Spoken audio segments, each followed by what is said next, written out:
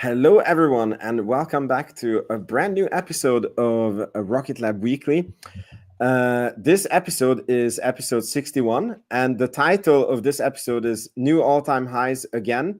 And funny enough, the last episode was called exactly the same, but it's new all-time highs, it seems like every week. This week has been quite an exciting week in Rocket Lab land. There was quite some interesting news, and we did an interview with the Rocket Lab team. So there's definitely lots to talk about. We have Scotto 2050 with us. Is that you? Are you called 2050 because that's your investment time horizon, or is it something different? A bunch of different things, but the overall premise is like forward thinking. But yeah, that's cool. That's cool. All right, so I just want to make sure everyone who is here is subscribed to the channel, and you guys can also make sure you visit Scott's channel and subscribe there. And let's begin. How was your week, Mr. Scott? it was a blur, to be honest. It was just like the whole week was just prepping for the interview, and then it finally happens, and then you got to pivot into like editing it and making sure everyone's happy with the product. So it's been a busy week, but a good week. How about yours? Yeah. Similar. I mean, I had I'm very lucky that Rocket Lab pushed off the interview a couple of times. I don't know if you guys know, but this interview I think was supposed to happen like 2 weeks ago, and I don't know. It's like these guys are busy building a rocket or something. I don't know, but they had to push off the interview quite sometimes, and actually it was very lucky for me because my baby could get born. Like we got through the newborn phase, and then I was actually ready to do the interview when they were ready. And the interview, I must say, it was one of the best interviews that for me it was the best interview that we have done with them. And I don't understand how I can be more bullish on the company, but when we ended that interview, I was like, damn, I don't have enough shares. Yeah. No, agreed. And it like you were saying, it was very beneficial that it got pushed back so many times, because the one for Q2, it was 2 days after earnings. So like I don't even think it was a full 48 hours to digest what happened. And it was like, trying to like set up your questions to ask them. But it's like, was this even in the presentation? I haven't even read it thoroughly yet. So it's, the delay was fantastic. Yeah, I think we're going to keep it in because I totally agree with you that the Q2 one, it felt insanely rushed. Also, you remember that we were all having our own individual interview times, and then like Rocket Lab changed the last minute, and they're like, no, all the interviews are in one. And then we literally like had to meet, like sync all the questions, like come up how we're going to do the interview, and then I completely messed it up anyways. And so it's very good that we had some time. And I always try to ask questions that, I really hate it when, we're on the earnings call and then you have analysts asking questions like, are you going to launch Neutron in New Zealand, which has been answered so many times that, the one of the fuels, I think it's the methane or the liquid oxygen or something, is so little in New Zealand that it's basically like impossible. And when they ask these questions that, the retail investors like by heart know the answer to, I'm like, they're just wasting our time. And I think that in this interview, we really got things answered to that no one asked, and they were really relevant to the company. Definitely. Yeah. Couldn't agree more. Yeah. Yes. Cool. So I was thinking that we go through, as usual, the happenings of the week, of which there was quite some. And then we could discuss the main takeaways from the interview. And also, it's worth mentioning that this week in the US is Thanksgiving week. So I want to say happy Thanksgiving to everyone who celebrates. I think it's most of the audience, but Scott, you happen to be Canadian, so you have Thanksgiving in the wrong time. I mean, the right time. In the right time. Everyone else is wrong. Exactly. And we don't have Thanksgiving at all. But fun enough, we have Black Friday somehow. We have huge discounts and it's Black Week announcements everywhere. This we have, but not Thanksgiving. Do you guys do Cyber Monday too? Yeah, it's a thing. So don't know why, but that's what we have. Okay, so the first news is Neutron is coming closer and closer to the launch, and they took the second stage tank through a wet dress rehearsal, and they basically simulated the full flight with the tank. This is because it's the second stage, not the first stage. So this is the tank that blew up earlier this year and is as heavy, as far as I remember, as a Harley Davidson. So heavy, like it's super light, basically. What do you think is the significance of this news, and what does it mean for our Neutron launch? I mean, just one step closer. That's really it. It's nice to see the tank not exploding. I mean, last time it was intentional, of course, but it's nice to see kind of like a more refined version. I think if I remember right, the last one, the photos that were released of it were black and white, and some people were thinking like, is it because it's like rusty or doesn't look up to snuff or whatever the deal is? But like, it's funny how beautiful. How beautiful something that's not even going to be seen on the rocket is. It just looks nice, and it's not even the exterior. You know what I mean? Yeah.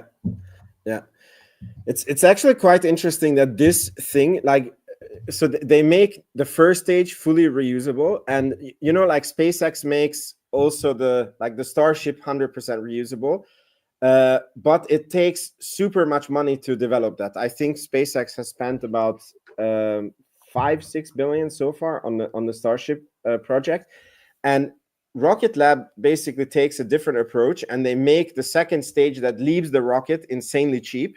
And if you actually see the renderings, the second stage is basically this tank, the payload on top, and a vacuum engine on the bottom, and that's it. And I'm very interested to see, because the idea is that Neutron lands with the fairing. They open up the fairing, and then they just put in and click in a new stage 2, and then Neutron can fly again. So just to put it in perspective, that's this tank that they are showing here. And I believe that the whiteness is because of the cryogenic methane, or the cryogenic fuel that is in it. It would be black, but then when you fill it up, it freezes through. That's my understanding. Yeah, similar to what we see with the Electron, where it starts off black and it gets nice and frosty. Yeah, exactly. We have Dave Huntsman here. He can correct. I'm an armchair rocket enthusiast, and Dave Huntsman, he's the real deal, so he can correct if I say anything wrong. But yeah, $2 billion a year on Starship. So Starship is going to be extremely cheap, because you obviously reuse the tank, or the whole ship, but keep in mind that you still have to amortize the $2 billion a year on your launches. So it's going to be quite some time before, if ever, Starship is going to reach the 10 million or 3 million per launch that Elon Musk has been saying. Mm-hmm. All right, we go on to the next one, and that is the launch stand of Neutron being finalized and almost ready. And I don't know, it feels like Neutron is really having a lot of parts ready. I wouldn't be surprised if very soon we will see a fully assembled rocket on the pad. But I think it's going to be quite some time, as Peter also confirmed in the interview before the first flight. What did he say? It was 3 to 4 months prior to the launch. You can expect to see it on the pad. I rewatched the interview. He didn't give a time. He just I'm maybe really, it was you that mentioned the 3 to 4 months. I have that in my head for some reason. Okay. Yeah, I'm really happy that I asked that question, because I feel like I wanted to go ahead of conspiracy theories, because I feel that we're not rocket scientists and we don't fully know what's going on, right? And logically, I wouldn't blame you if you would think that you stick the rocket on the pad, and then once it's assembled on the pad, you're just going to fly it, right? but I was suspecting that it might be that they will assemble the rocket, and then it's going to be, this test, this pressure test, that pressure test, and then they will destack it and restack it.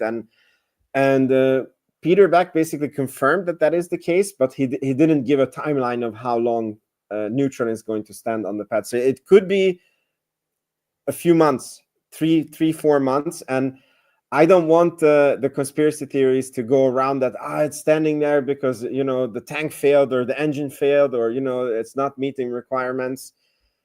Yeah. Safe to say that we'll probably see it standing up in Q1, give or take. Yeah. Assuming it does take like that 3 months ish. I mean, practically, if you look at all the data that we have been given, like what part of Neutron does not exist? Because I mean, like we have seen the fairing now. We have seen the stage 2 tank, the stage 1 tank that I don't remember seeing. No, they have shown pictures of them making the tank, but they never showed like a full tank, if I remember correctly. Okay, so maybe they have to test that one still, like do the whole cryogenic testing to explosion kind of thing. That'd be cool. Probably. So that is still to come. But I mean, even like now the pad is done. And one thing that I noticed when I was looking at the picture, which is very intriguing to me, I don't know, you guys can see my screen, right? Yeah. Do you see these pipes that are here? Mm-hmm.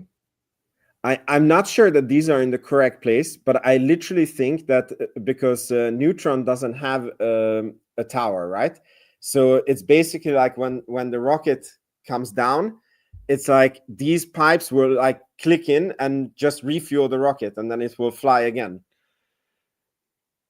And very cool.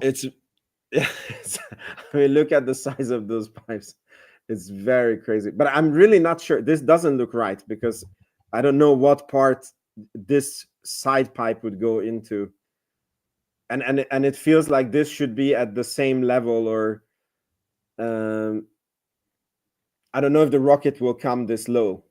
It will be very interesting to see if the rocket like lands and then it will release its own pipes and then you connect it down to these, or there will be like a thing that lifts this under the rocket and clicks it in. Mm-hmm. Yeah, I'm not sure. It's gonna be cool to see though. Yeah. And again, those are some very big pipes. I don't know how much fuel, how many liters you can push through that, but a lot. Mm-hmm. Well, a couple comments are mentioning that they might be for water deluge. That makes sense too. Yeah, that would sort of make sense, but the water deluge is usually like coming from like a ring outside towards the inside, and this one is like in the middle going. Yeah. So okay. I'm not sure if Dave Huntsman is here. He can give us some insights.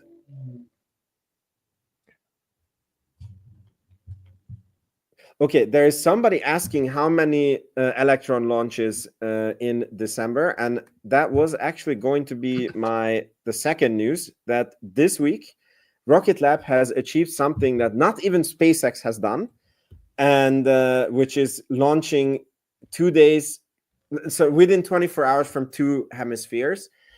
And they launched 2 rockets with a turnaround time, here Peter Beck is mentioning it, of 21 hours and 55 minutes, and that is SpaceX-ish cadence. So huge congrats to the team. Scott, how is the launch number in December? How are we looking for the year? Yeah, give us an update on this. So these past 2 launches were number 10 and 11 for the year. Let me double check that. 10 and 11 for the year.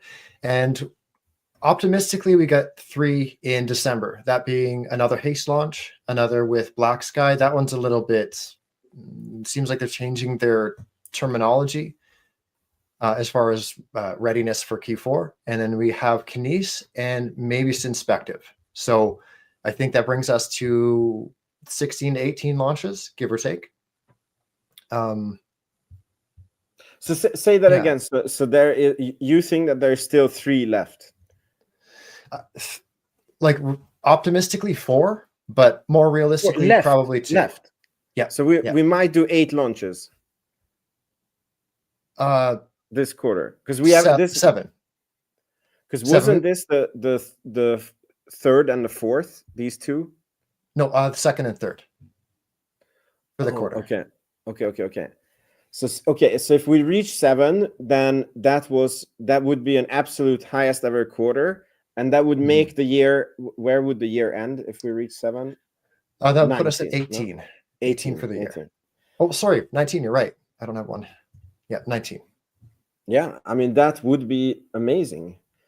I mean, it's funny because I was really nervous about this quarter with the launches, because like their highest turnaround time has been a week or 8 days or something like this. But if now they have managed to launch 2 times within 24 hours, you don't need many days in the quarter to do the other 3 launches. So yeah. And one of those launches as well is from Virginia. So if it's a lot easier to get that, operating between the 2 launch sites, it's going to be a lot easier. Kind of what we saw recently with like the 1-day turnaround. Yeah, makes it a lot easier. So yeah, cool. That was all the Rocket Lab related news. The last news that I have is basically the interview that we did with Peter Beck. By the way, so many comments I have seen are asking where the F they can get this shirt that Peter was rocking. And is there anybody here who knows where people can get this shirt? It's very popular. Maybe because it's not in the Rocket Lab store, right? No. Can it be? Like I think he had it. I think he had it made just for the interview. So I think it's so serious? Funny. Yeah, it'd be cool to see him do like a fundraiser of some sort, or So are you serious? He made that for the interview, and we didn't pick up on it that he only made that. Like he said that. He's like, I made it for you guys. I think he meant that literally. Like, I think it was just for the day. Oh my god, that is amazing. Yeah, that is amazing. Okay, so Dave Huntsman doesn't know what the pipes are for. So yeah, it could be water deluge, but I don't think so. The water deluge again is usually in a ring outside, and the water is going towards the inside. And this pipe was also like not you had different pointers on it. So that doesn't fully make sense that it would be water deluge. But again, I'm just an armchair. It's not like I have access to the chief engineer at Rocket Lab and we could ask him, but we totally missed it. There's a few that I missed, honestly. Like, well, not that I missed, but like I was hoping to ask. Okay, so now that we're here, what do you think was that, like, if we look at the future valuation of Rocket Lab and your thesis for Rocket Lab, like, was there anything you got out of the interview that was like changing your future thesis, or like made the calculation better, or changed it in any way? Not explicitly. Like, there's a few things that kind of had a hunch about, like the reaction wheel setup. That was the kind of big takeaway, in my opinion, from my line of questioning, anyways, because it's not just like a one-off thing, and I mean it kind of makes the most sense. You know what I mean? Like it's like we knew the number of reaction wheels this year, but it's like, well, are they going to kind of like, is that like a maybe for next year, or they might find someone else to do that for them? But I think they mentioned like, yeah, constant supply over many years. So I'm like, that's a really good sign. Yeah. In terms of revenue and whatnot. Yeah. And that is very significant because the reaction wheels, like if you, they're producing 2,000 per year, right? Yeah. And the reaction wheels cost 100,000 each. That's the list price. We don't know what the agreed upon price was. Probably it's a lot cheaper. But if we would take 2,000 times 100 million, My calculator needs help with that. 100,000. 100,000. Yeah, sorry. Yeah, that's a 200 million a year order just on one merchant components on space systems. So that's actually huge news. But maybe the price is 50,000 and then it's 100 million. Keep in mind that this year Rocket Lab is going to do in total 460 million, I think is what's projected. So this one thing, I mean, it's probably not 100,000 a piece. I don't know what the discount can be, but even if it's 150 million or 130 million extra for Rocket Lab, this alone is 20 math. You're better on this, but 25-ish% increase alone. Yeah, just shy of that. Yeah. Do you guys know how many reaction wheels are in a satellite? I think it's like 3, no? Or 3. It's generally 3 or 4, but it's 4. Yeah. Okay, so the 2000 is basically 500 satellites. Yeah. So we wonder who that. It's to the secret customer, Amazon. Yeah.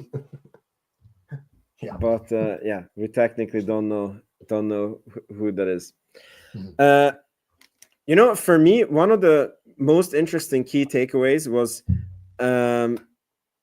obviously one of them was the hot fire that I also didn't understand, like how come if the hot fire test is done, then they're continuing with the hot fire tests, and that these tests go on for years, and that they actually have also this trajectory with the Archimedes engine that they want to make it like the Raptor and like optimize it up and make it very cheap to produce.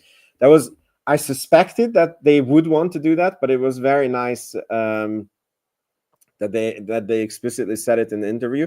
But for me, like one very big thing was when he talked about the Neutron scaling, and I know that Peter Beck thinks extremely long term and he's extremely disciplined, but I thought that he has been extremely disciplined and now it's going good in the company, so now it's time to just mindlessly go out and produce, and when he said that the reason why they cannot scale Neutron faster is because you have to do the first vehicle, fly it, and then see what's wrong with it, fix it up, fly it again, see what's wrong with it, fix it up, so that you can have a very rapidly increasing cadence after. That for me was like the ultimate long-term thinking, because imagine if they would mass produce Neutron now and then they find a fault with it, then they have like a faulty fleet, right? And as opposed to they are trying to really take their time and perfect the vehicle, and they will only really like scale the production once Neutron is flying good, and that way they will have a good fleet that is very easy to maintain and refly. So that part for me was like, wow, these guys are really not like really are super long term, and because they must have a lot of pressure to just scale this thing, raise capital, and Peter is like, yeah, it doesn't matter if you throw more money at this, you still have to go through these steps. So yeah. They were like I was going to say surprisingly in depth with their answers, but like it's kind of insider baseball. But I was kind of like sitting there during the interview, kind of like listening to them answer, and I'm like, shit, I'm only going to get one question in at this rate. Like they're so thorough, and even as I was editing, my wife's kind of half listening, and she's just like, man, like they're like other CEOs do not know their shit like this guy does. I'm like, it's just incredible to like, I don't know, like some CEOs, you hear them on the calls and it's like you're just counting beans, you know what I mean? When you listen to Peter Beck, it's just like, oh man, he's just, I don't know, I love that guy. Yeah, me too. It's definitely a big part of why we all invested. But Adam Spice also shines. I honestly have never seen a better CFO than him. And okay, there was a part, this is like a really nerdy episode, but there was a part when he explained how they track the margins on different projects. And it's funny, I completely didn't understand when we had the interview. It was like flying over my head. And then, when then I had to watch the interview, like when you sent it, and then I had to watch it again when we publicly released it with the audience. And the third time, listening through it, I was like, oh my God, I get what he's saying. And there was, I mean, I don't know if it changes anyone's thesis, like how they count the margin, but that was such a detailed answer that I don't think companies normally have out in the open, or I don't know. You're closer to this numbers and accounting, so maybe you can also comment on this. But for me, it was very shocking. No, like they're just, I can't explain it, but it's like some companies, like I'll use Redwire, I'll pick on them. I've spent a lot of time researching Redwire, but I don't know nothing about them, but I feel like I couldn't really tell you a lot about them. Like I could tell you what they do, I could tell you kind of some high level stuff, but like I don't know if it's the terminology that Rocket Lab uses or what exactly it is, but it feels like I actually understand it. I kind of, I wish I could explain it better, but it's just, I don't know.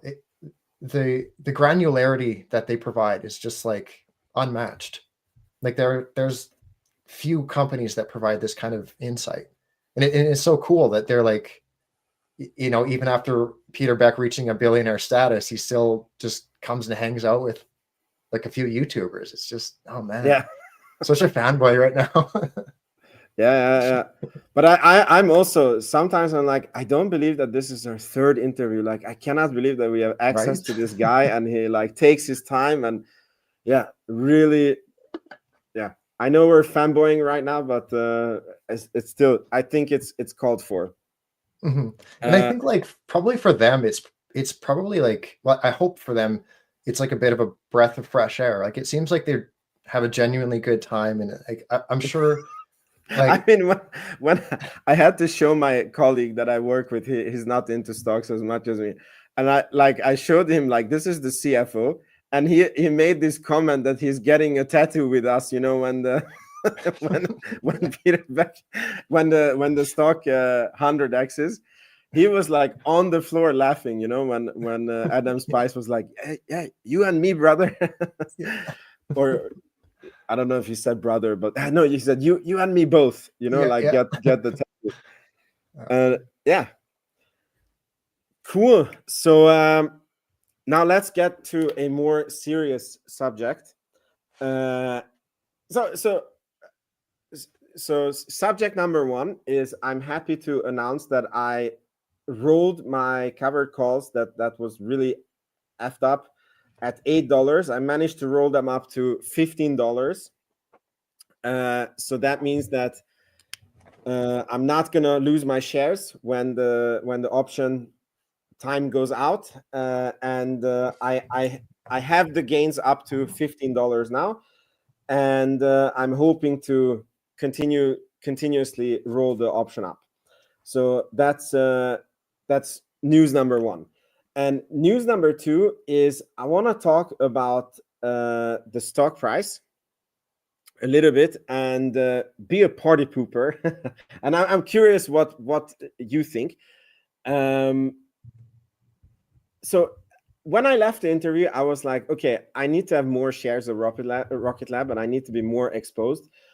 But I must say that I think that the price is very stretched at the moment, and I think that we are going to have a period where the stock will have to go sideways, or dare I say it, maybe even down a little bit, to catch up to what happened, so that the company valuation wise can catch up with what happened.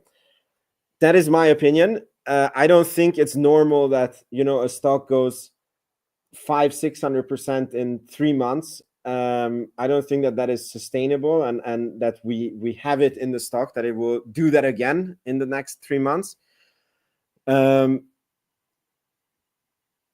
Yeah, somebody's saying that your cover calls are making you biased. Yeah, maybe that's why I'm disclosing that is my situation, so that you guys have all the data.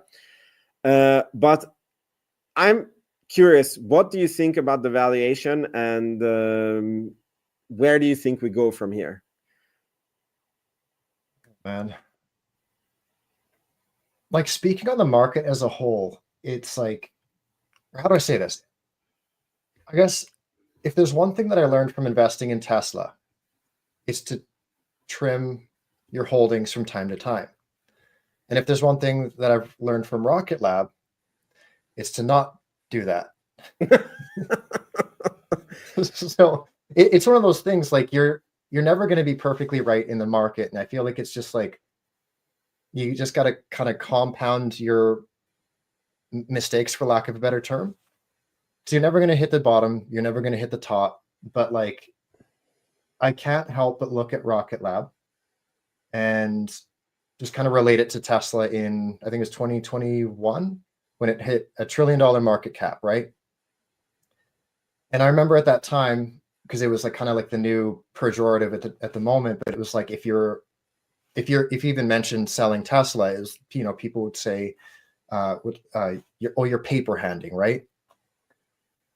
And it's like, sure, I get that. Like the stock's just going up, and it's like, you know, what Tesla is doing next is huge. Like the FSD, can't remember if Optimus was announced at that time, but you know, Tesla Energy is going to be huge, and like, it's just, yeah, huge company.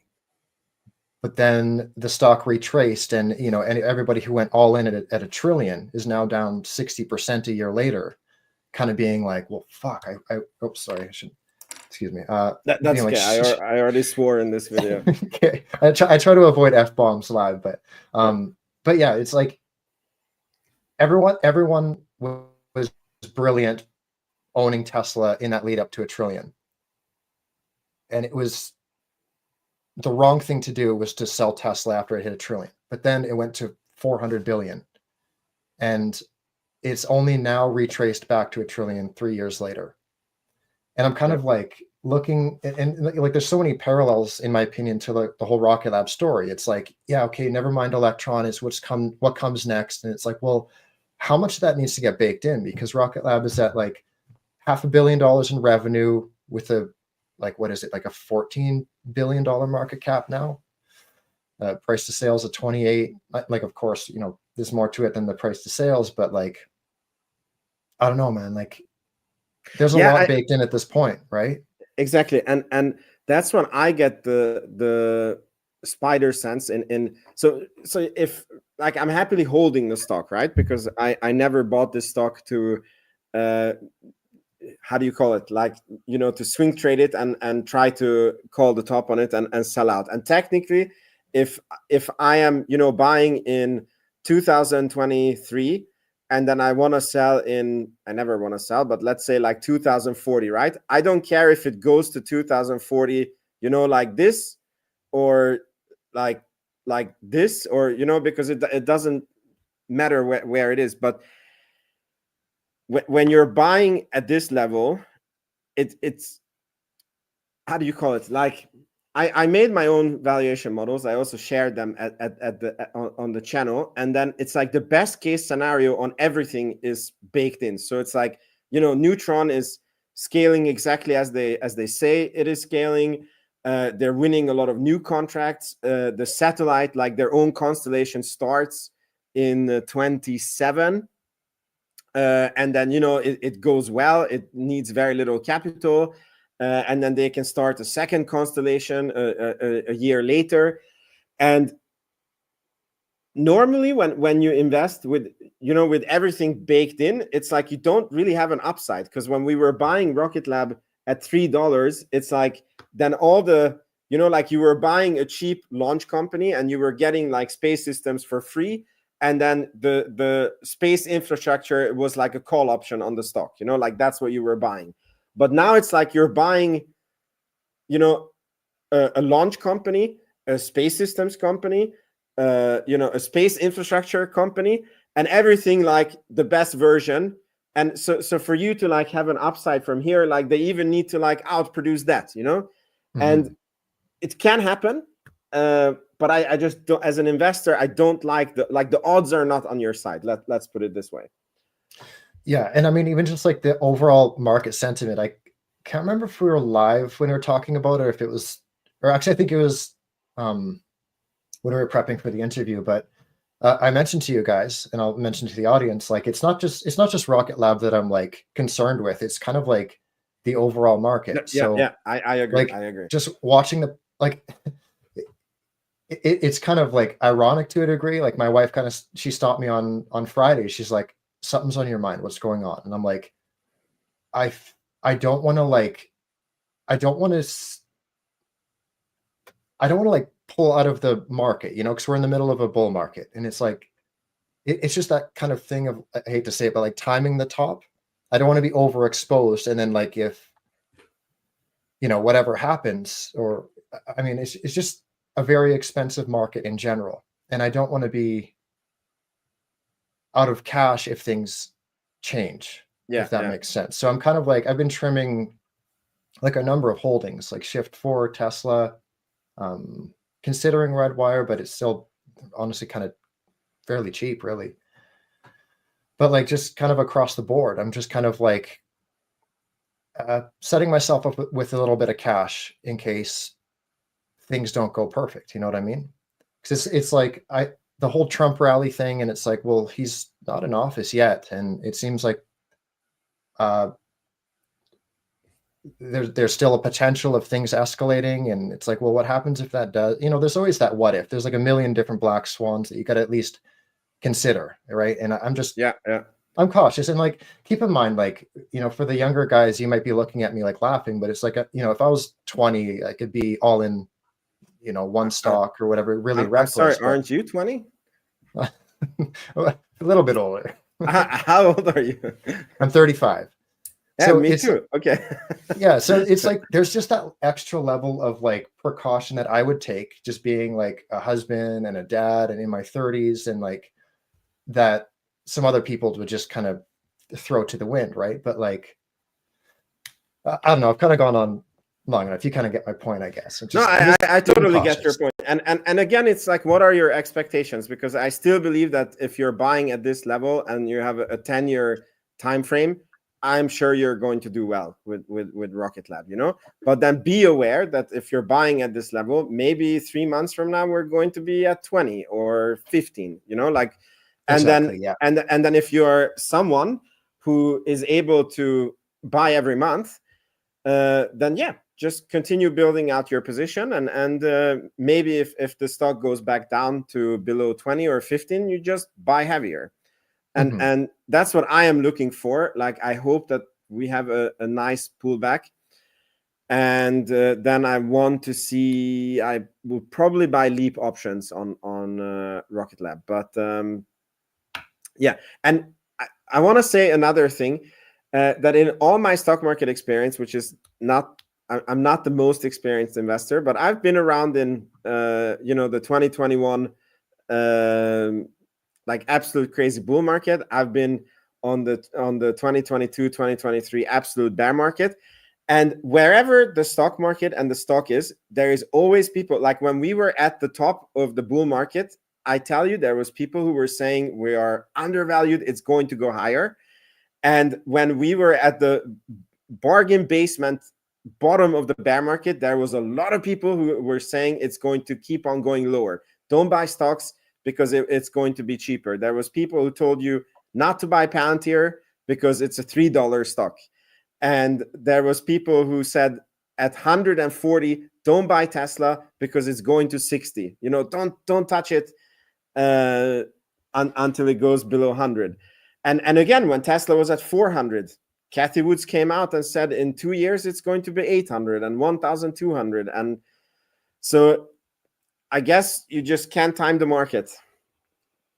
Exactly, and that's why like I'm like stressing about it, for lack of a better term, or kind of like overthinking, is because it's like, yeah, how much longer does this bull market go for, and like should I have more invested, or am I wrong to be kind of like going a little more cash heavy now that we've seen such a run up? I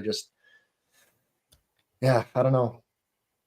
Yeah. And yeah, like this message that you brought up on the screen too, it's like when you're hearing people like more in terms of Rocket Lab speaking. I heard I was in a chat the other day, and someone was saying that like anything under 25, they're going all in, and like you're hearing people talk about like their retirement accounts going all in on Rocket Lab, like over the $20 mark, and I'm like, maybe that. I mean, if there's a sign for the top, I mean, these are kind of it.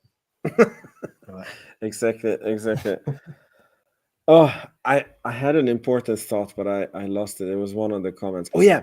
So somebody wrote like, if we get the Mars contract, then we for sure go higher, and probably we will go higher from the Mars contract. But I'm so happy that we got to ask them about the Mars contract, because I feel that all people hear about that contract is, that it's a $2 to $3 billion contract, and I was suspecting that, when people hear that number, they're like, good, it's going to be delivered in 2 years, and then it completely changes Rocket Lab's business.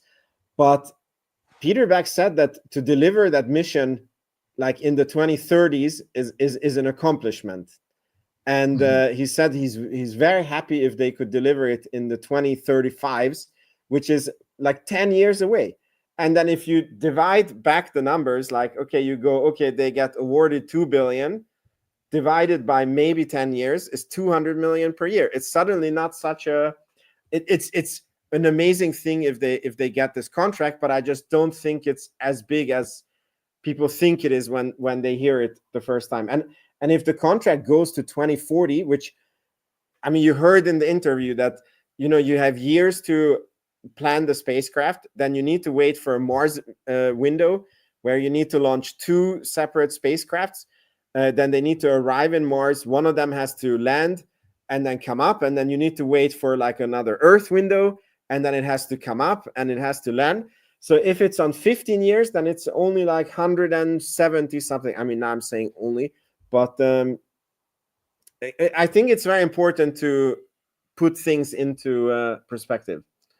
And like Dave Huntsman is saying too, and kind of what was mentioned in the interview, is it's not going to be like a clean sweep, like in terms of Rocket Lab getting every single thing. NASA might be like, we don't know. Yeah, it might be a clean sweep, but we don't know. Yeah, like they're designing for it to be like a full Rocket Lab thing, but some of it might go to SpaceX or Boeing or whoever. To be honest, I'm a little bit skeptical if NASA would choose like, SpaceX this Rocket Lab lander. Because I feel that the error possibility like increases when you have like multiple teams that are like not the same company. But maybe I'm wrong on this. No, I'm on the same page as you. Yeah.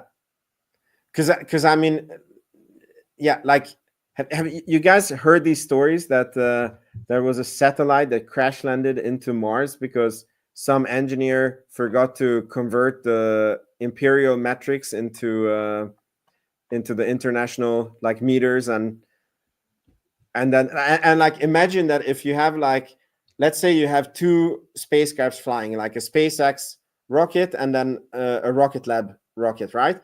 And then let's say that the lander is a third company, and then Rocket Lab again is like launching back from Mars. Like all these vehicles like have to communicate with each other, software wise match to each other, connection wise, when the things are in the rocket, like they need to match up. And I know that you can like probably engineer for all these things, but I just imagine that it's way harder if it's like between companies. I mean, like, what if SpaceX doesn't use the same type of connections as Rocket Lab, and then you need to like have adapters, and then it adds like a lot of an extra insecurity. And for sure, especially if you're like trying, if 2 people within the company need to communicate and you're trying to like call SpaceX and like, oh, pass me through to so and so, whereas the other person could just be in the same room at Rocket Lab.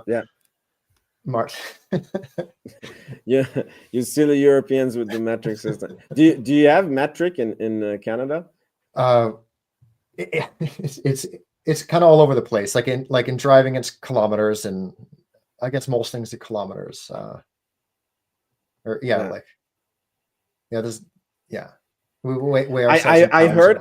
that the US was going to adopt the metric system, and then Canada heard this, and then they adopted it before the US, and then the US like changed its mind. Oh, really? Something I heard something like this, that it was like an international decision, like in the 50s or 60s, and then like the US went with it, and then Canada is like, okay, if they're doing it, we're doing it, and then like Canada went ahead, and then there was like a president change, and then they were like, no. Oh man, makes no sense. Yeah, it doesn't. Cool. I mean, I think we covered, today is like a shorter episode, but I do think we covered everything, unless you have something to add. No, I mean, no. Yeah. Cool. Then I don't know if maybe we can take some questions from the audience. If you guys want to, we can chit chat a few minutes more, and then if there's some audience question, we take it. And other than that, we call it the night. While we wait for those questions, was there anything from the interview that you're kind of kicking yourself for not asking, or something that you didn't get a chance to? Yeah, I wanted to really ask about, because the neutron scaling and electron scaling, so the launch part of Rocket Lab is very easy to model and follow, and but on the space systems, it feels like we don't really have an idea how it's going, and they're not really like guiding for it either, you know. So I wanted to ask like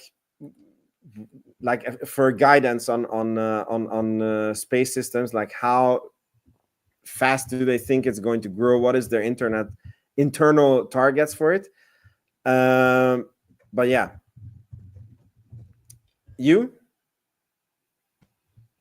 I really wanted to hear about the Neutron spend as of Q3 end, and similar with the SDA, how much of that's been recognized.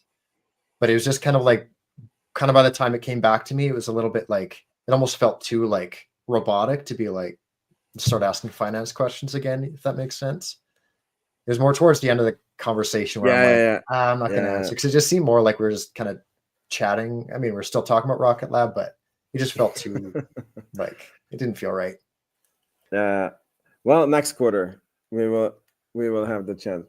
It's funny, somebody commented Neutron orbit on first flight. Peter Beck is so pissed about Electron's first flight. So those of you who are not in the loop, so NASA had to supervise, or the US had to supervise Electron, and and then like basically they came to Mahia, and then they were like the big guys who were like babysitting this little young company called Rocket Lab, and somehow the software that the supervisors put on Electron, it wasn't communicating, and they had to blow up the rocket for basically no reason. And Electron would have reached orbit on the first try if it was not for that mistake. So could you imagine if Neutron has something similar, that it's like a perfect first flight, and then it just gets blown up for no reason? Somebody's like, oops, I hit the button by accident or something.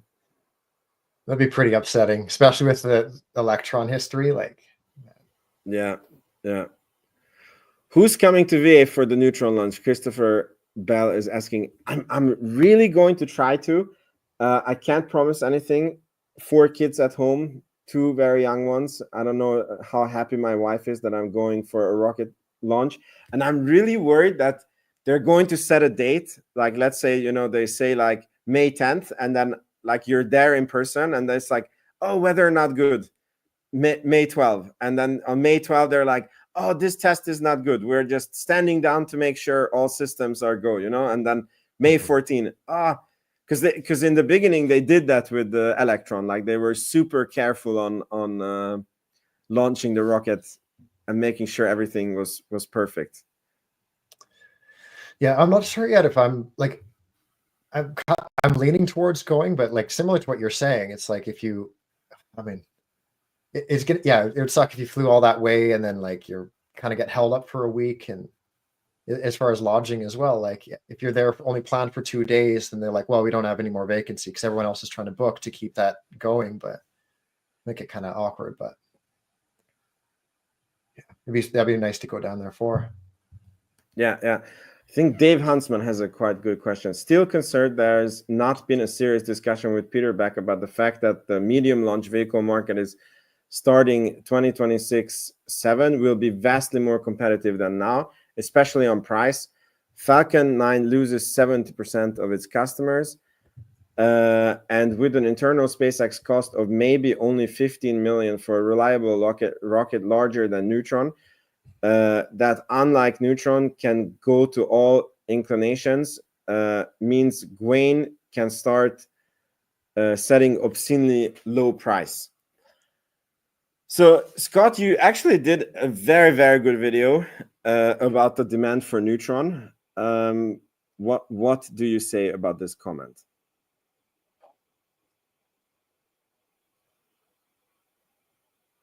I mean, well, I was just going to say, like, it's, I don't know, actually. I mean, okay, what I want to say on that is, so SpaceX, how do you call it? They need to amortize the cost that they, like the development of the Starship system in on their launches, and I think that it's going to cost them about 10 billion to fully develop Starship, and the 10 billion. So if you divide that over, I need my calculator. How many launches should we say? Like 500, the first 500 launches? Just to give like a big number. That alone is like 20 million per launch that they need to like get in to like earn back the R&D that they spent on Neutron. Otherwise they are going negative, right? Mm-hmm.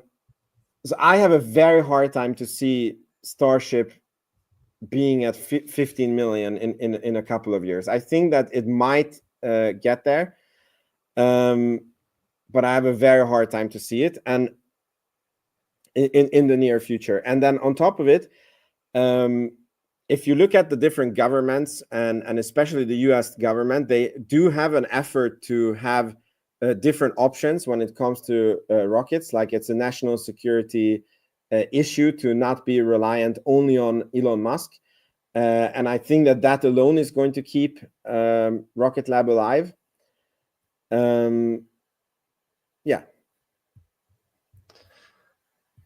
I'm really, I don't know what to think of that number. Like, because would that be like 15 million, like for a dedicated Starship? Yeah.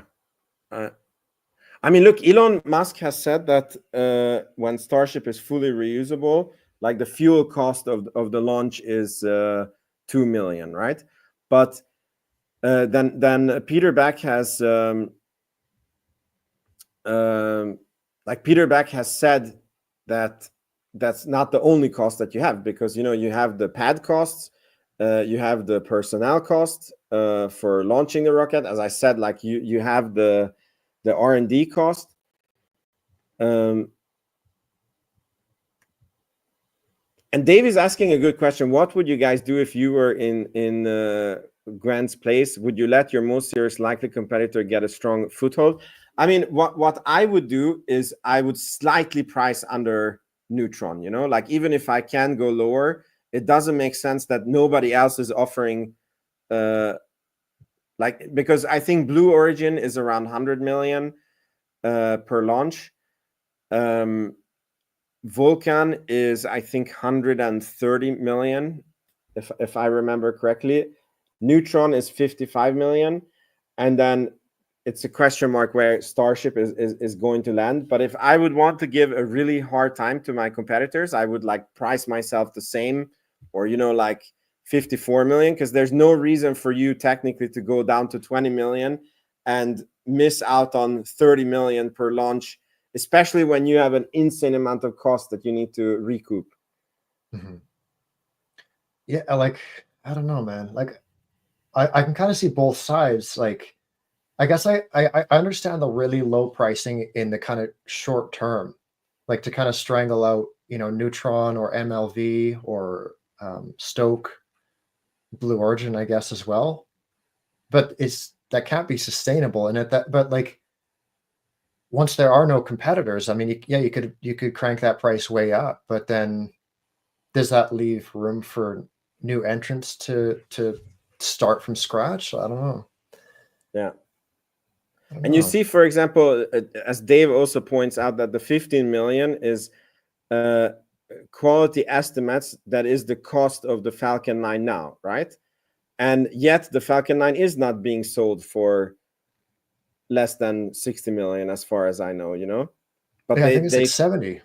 Yeah, and they could be selling it for 20 and still make profit, right? So it's and yeah. So I think we're going to be fine, but it's how do you call it? It's sort of a small worry of mine as well, you know, like Starship, but I think we're going to be fine. Mm-hmm. Are you concerned at all? I saw Dave was also mentioning the MLV that's supposed to be entering the market 2026, I think it is. Are you worried at all? MLV, or like there's like the Firefly one. Yeah, and they have like their predecessor to that is entering the market, I think next year. It's like half Firefly, half Northrop. Are you worried at all with them? No. Or Stoke for that matter. Like, is there any upcoming launches that are kind of like making you pause? I mean, only Starship. Like, I think like on Firefly, I'm not sure that they are going to make it as a company. And then I think even if they do, they have a little bit of a different niche. They're very much into this responsive launch and launching very fast. And we saw this documentary that even the rocket is engineered from the viewpoint of like, how can you launch the fastest? And it doesn't make it like the cheapest or the most effective rocket. Stoke, I see potential in them. I really like Andy Lapsa, the founder. I actually would want to interview him if I get a chance, and I emailed them, and they told me to F off. No, they told me that he's he's busy.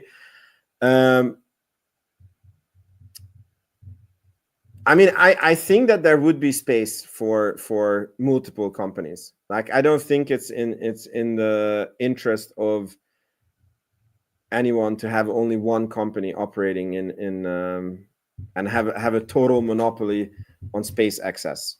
Mm-hmm. For sure.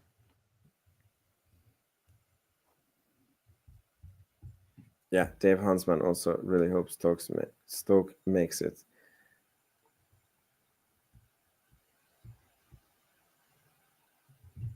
When are those guys expected to launch? Oh my God, David is making a point. Well, they're flying 70 Starships a year in 2027. There will be 0 Starlink F9 launches a year. So 70 Falcon 9s will be dumped on the market. That's a really good point. Yeah. That is actually a really good point. Yeah, I think that we're going to be working it out. As far as I know, SpaceX, I think, wants to retire Falcon 9.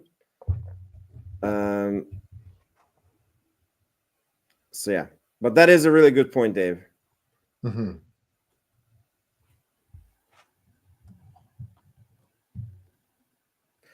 Okay, cool. I mean, I think it's a good point to end the show on. Thanks everyone that was here and who commented. And please make sure that you're subscribed to this channel, and make sure you check out Scott's channel. Or if you're watching on Scott's channel, please make sure you subscribe to my channel. And happy Thanksgiving week. Hope you take care of the Black Friday deals. Take advantage of them, and see you all next week.